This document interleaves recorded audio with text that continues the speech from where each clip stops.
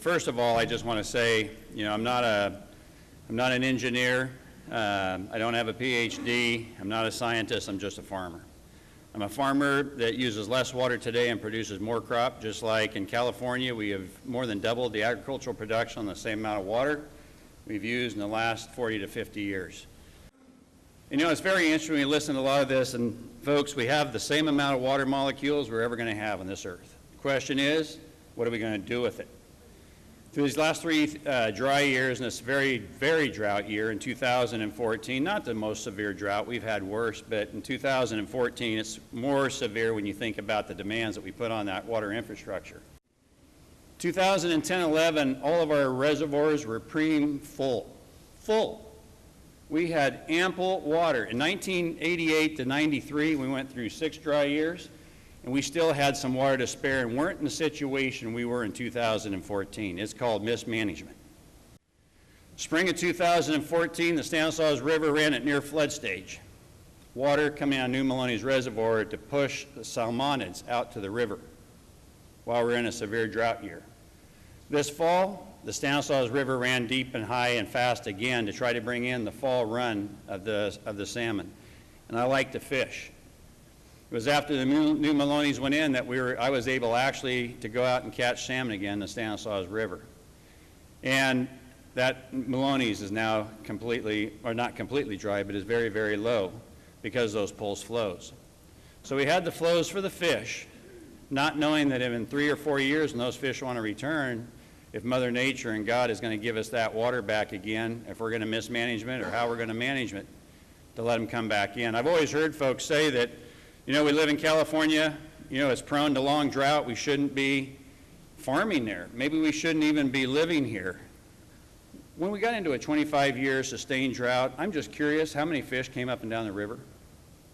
And I'm not against the environment, but I think back to something that Indira Gandhi said once. And when everybody was beating her up, they were still using DDT. She was losing 750,000 people a year to encephalitis, and so she was using DDT, and she said, environmentalism is a luxury. Only the rich can afford it. When you're talking subsistence, it's pretty hard to think about saving the environment.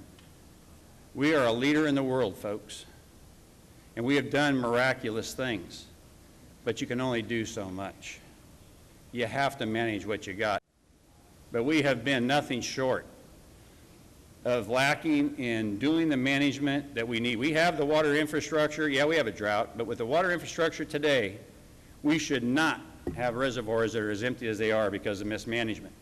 I can look at 3 people right now that will probably in 10 years no longer be farming because of the groundwater bills when they're implemented. Because if we don't get water, surface water to them, they're done. And that's a travesty. I can remember after groundwater bills were signed by Governor Brown, Rich Mateus and I were at a meeting with some lawyers in Sacramento. One of the authors of that, Roger Dickinson, was in there, and I was happy to be able to address it with him in the room because he had written an editorial after the governor signed that groundwater legislation. He says, Governor Brown signs historic groundwater legislation. Our water future is secure. It did nothing to bring 1 more gallon of water to anybody. I grow almonds and walnuts, and everybody says you shouldn't be growing almonds and walnuts because it's hard to demand on our water infrastructure. So is our cities. It's interesting, I'm in Modesto, and right through our property flows 3 great big pipelines that come out of the Sierra Nevadas and go to one of the most environmentally sensitive cities in the country and maybe the world, San Francisco. They flush their toilets, or they fill their toilet bowls with water cleaner than most of us in the valley drink. And they think we're misusing our water. And when they flush their water in San Francisco, it is cleaned a little bit, and then where does it go? It goes to the Pacific Ocean. Because real estate is too high to do a whole lot of recycling. And so I hear people saying California is a Mediterranean climate, it's a desert, we shouldn't be growing food here. Great, tell me where we're going to grow our food.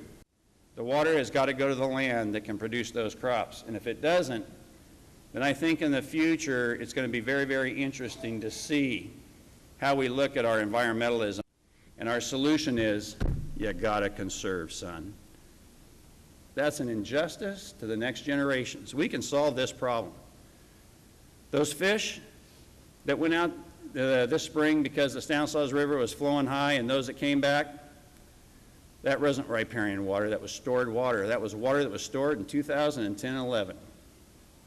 And so when people say you can't fool with Mother Nature, we fool with Mother Nature, because the natural flows this year out of Stanislaus River would have been nil.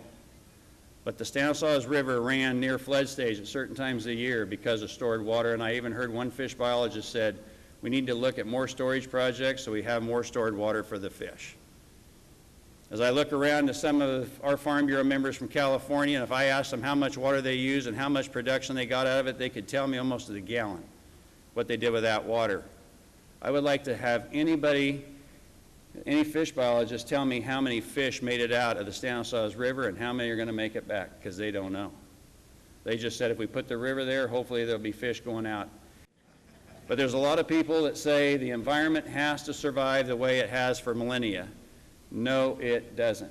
If we're about results, we can have great results.